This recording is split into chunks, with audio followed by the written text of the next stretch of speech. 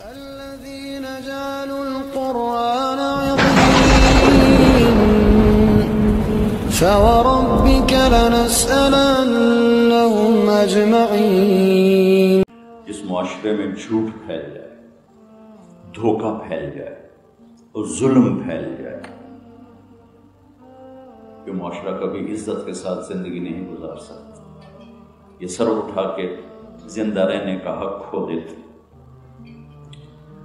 ان کے دریا خشک ہوں یا موجیں مارتے ہوں، ان کی وادیاں سرسبز ہوں یا ویران ہوں، ان کے گھروں میں گھی کے چراغ ہوں یا روٹی کے لیے چولہا نہ جلے، جس معاشرے میں جھوٹ ہوتا ہے، جس معاشرے میں ظلم ہوتا ہے، جس معاشرے میں دھوکہ ہوتا ہے، وہ معاشرہ اللہ کی نظروں میں گر جاتا ہے.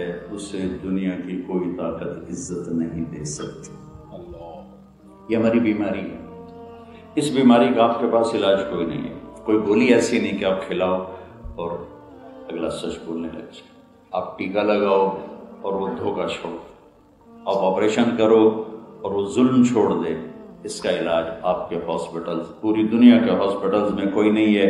اس کا علاج صرف میرے نبی پاک صلی اللہ علیہ وسلم کے دربار میں ہے. یہ وہاں سے شفا ملے گی اور کہیں سے نہیں ملے گی. تو ایک بیماریاں وہ ہیں جس کو آپ ڈیل کر رہے ہیں.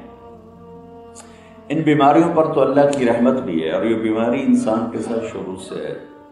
میں بھی آ رہا تھا تو مجھے بہت پرانی حدیث تو پرانی نہیں، میں نے بہت پرانا پڑھی تھی تو اچانک یاد آئی کہ سب سے پہلے انسان آدم ہے اور سب سے پہلے بیمار بھی آدم ہے. آدم علیہ السلام بیمار ہوئے، سر میں پھوڑا نکلا تو 2 نفل پڑے نا، تو پھوڑا وہاں سے سینے پر آ گیا. پھر 2 نفل پڑے تو سینے سے رانوں پر آ گیا. پھر 2 نفل پڑے تو رانوں سے پنڈلیوں پر چلے گئے. پھر 2 نفل پڑے تو پنڈلیوں سے پاؤں پہ چلے گئے. پھر 2 نفل پڑے تو وہ نکل کے غائب ہو گئے. تو پہلے انسان نبی آئے بیمار ہوئے، انبیاء بیمار ہوئے. میرے نبی نے 13 دن شدید سرد درد اور بخار کے ساتھ اپنا مرض الموت کا ٹائم گزارا. 29 صفر عصر کے بعد سر کا درد شروع ہوا اور 12 ربیع الاول آخری سانس تک سر کا درد اور بخار پوری طاقت کے ساتھ موجود تھا. اور آپ کہتے واہ رأسا، بھائی میرا سر، بھائی میرا سر. اور جانے سے 5 دن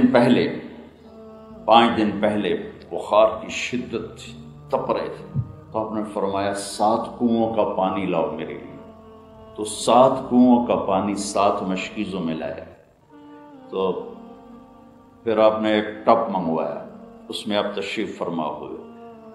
آپ حضرت عائشہ کے گھر میں آخری ایام گزار رہے تھے تو ان کے گھر میں ٹب نہیں تھا. تو حضرت حفصہ کے گھر میں ٹب موجود تھا، وہ لایا گیا. آپ تہمت باندھ کے اس میں بیٹھے اور ایک ایک مشکیزہ آپ کے اوپر ڈالا گیا. 7 کنوؤں کا پانی آپ کے اوپر ڈالا گیا.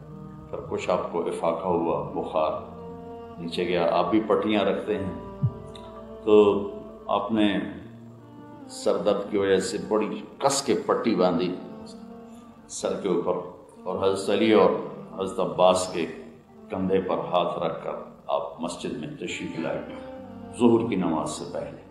اور آپ ممبر پہ تشریف فرما ہوئے اور آپ نے ارشاد فرمایا، لوگوں میں نے ایک زمانہ تمہارے اندر گزارا ہے اور مجھے لگتا ہے کہ میرا بلاوا قریب ہے. میں نے کسی کا تھپڑ مارا ہو، کسی کو چھڑی ماری ہو، کسی پر زیادتی کی ہو، کسی کا حق دبایا ہو، میں حاضر ہوں، مجھ سے یہاں بدلہ لے لو. آخرت میں تمہارا سامنا نہیں کر سکتا، میں کسی حقدار کا سامنا نہیں کر سکتا. یہ وہ کہہ رہے ہیں جو اس دن جن کی شفاعت سے کروڑوں گناہگاروں کو جنت کا راستہ ملے گا، وہ یہ کہہ رہے ہیں کہ میں کسی کا حق لے کے دنیا سے نہیں جانا چاہتا. جب آپ نے یہ فرمایا تو سارے صحابہ رونے لگے، چیخ و پکار ہو گئی، لیکن آپ اپنی بات دہراتے رہے. زیادہ شور ہوا تو ہم ممبر سے اترے، ظہر کی نماز پڑھائی، پھر دوبارہ ممبر پر تشریف لائے، اور پھر آپ نے فرمایا کہ لوگوں میں اپنی بات دہراتا ہوں، میں ایک زمانہ گزار کے جا رہا ہوں، میرا بلاوا قریب ہے، میں نے کسی کو تھپڑ مارا ہو، میں نے کسی کو چھڑی ماری ہو، میں نے کسی کا حق دبایا ہو، یہاں بدلہ لے لو، آخرت میں نہیں دے سکتا، تمہارا حساب نہیں دے سکتا۔ تو میرے بھائی بہنوں، آپ سوچیں، جو ارادے سے زیادتی کر رہا ہے، ارادے سے لوگوں کے حق مار رہا ہے، وہ کیسے اللہ کے سامنے کھڑا ہوگا؟ اور جب حق مار رہا ہے، یہ نہیں کہ زمین دبا لی، آپ کا معاملہ بہت سینسٹیو ہے، آپ 5 روپے کی دوائی بھی لکھ سکتے ہیں اور 50 روپے بھی لکھ سکتے ہیں۔ یہ قلم جو چل رہا ہے، اس کے پیچھے اگر کسی کمپنی کا لگا ہوا پیسہ ہے تو یہ وہ ظلم ہے جس کا آپ کو چکانا پڑے گا حساب آخرت میں اللہ کے سامنے، کہ جب تم 1 روپے کی دوا سے بھی مرض کو علاج کر سکتے تھے تو میں نے 50 روپے کی دوا کیوں لکھی؟ چند ٹکوں کی خاطر۔ میں دکھ سے کہہ رہا ہوں، درد سے کہہ رہا ہوں، میں بھی کینیڈا گیا تھا رمضان سے پہلے، تو وہاں اس کے 5 بڑے ڈاکٹر ہیں، اس کے نیورو فزیشین ہیں، اس میں ایک پاکستانی بھی ہیں۔ تو میرے سر درد بہت زیادہ تھا تو انہوں نے کہا تھا میرے پاس آئیں، میرے پاس ایک علاج ہے، میں آپ کا کرتا ہوں۔ وہ ان سے ملنے گیا تھا تو ان کے ٹیبل پر ایسے پڑی تھی، یا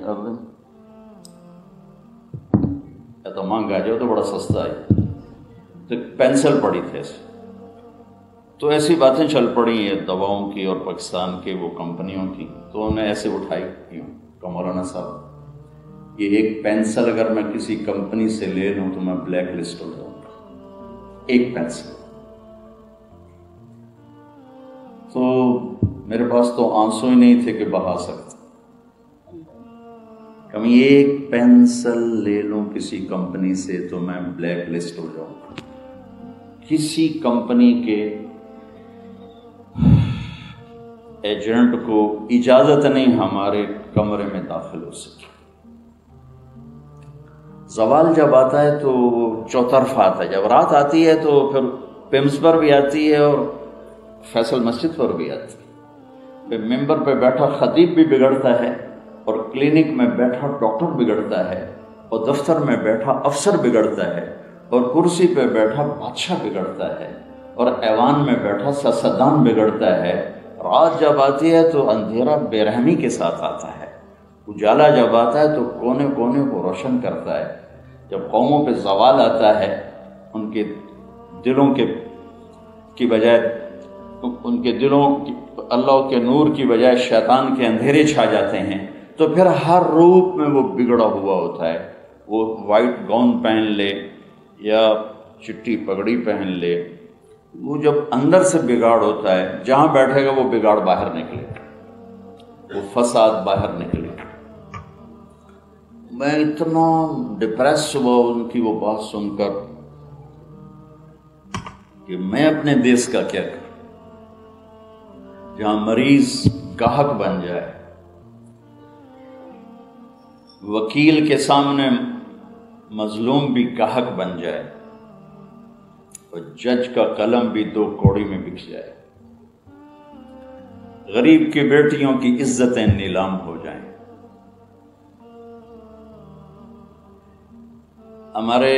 میرا آبائی ضلع ملتان ہے، اس میں ایک قدیم قصبہ تلمبا، 1818 میں رنجیت سنگھ نے ملتان فتح کیا مظفر خان کو شہید کر کے، تو اس نے 3 بازار حسن بنائے، ایک ملتان میں، ایک کہروڑ پکا میں، اور ایک تلمبا میں۔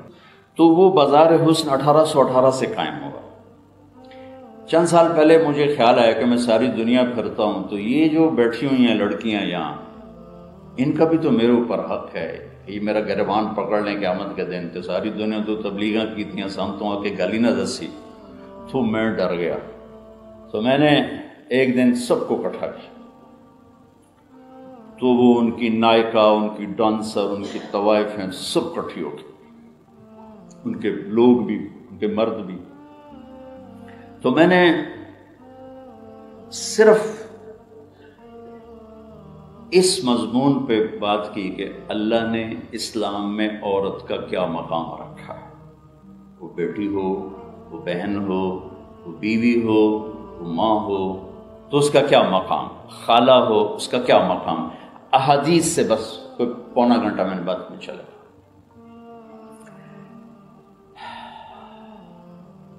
ہم اس طبقے کو نا نفرت کی نظروں سے دیکھتے ہیں۔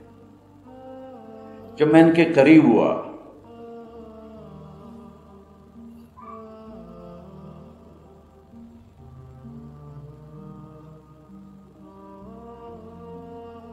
کوئی عورت جسم بیچنے کے لیے تیار نہیں ہوتی، کوئی بچی گھنگرو باندھنے کے لیے تیار نہیں ہوتی۔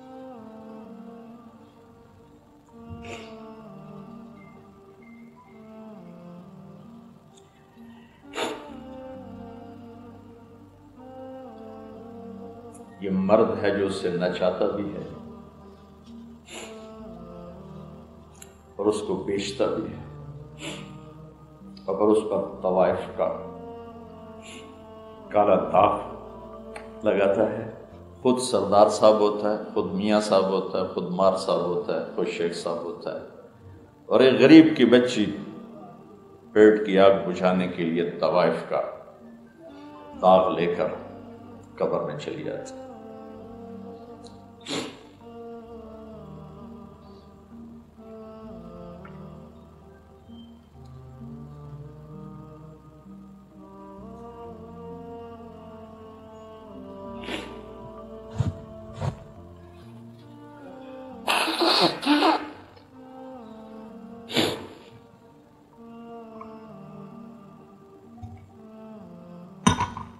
میرے بھائی بہنوں، پیسہ ہی سب کچھ نہیں ہوتا، اور بھی دکھ ہیں زمانے میں محبت کے سوا، راحتیں اور بھی ہیں وصل کی راحت کے سوا۔ کلینک چل جائے، پریکٹس چل جائے، ہاسپٹل چل جائے، یہی تو سب کچھ نہیں۔ انسان وہ نہیں جس کا ضمیر کوئی خرید سکے، وہ تو بھیڑ بکری ہے، گائے بھینس ہے، اونٹ اور گھوڑا ہے جسے پیسوں پہ خرید لو۔ انسان وہ ہوتا ہے جسے کوئی خرید نہ سکے۔ انسان وہ ہوتا ہے جس کا نفس اس کے ضمیر کا غلام ہو، جس کا ضمیر سو جائے اور نفس اس کا غلام ہو۔ وہ میرے رب ذوالجلال کی قسم، مرد ہے یا عورت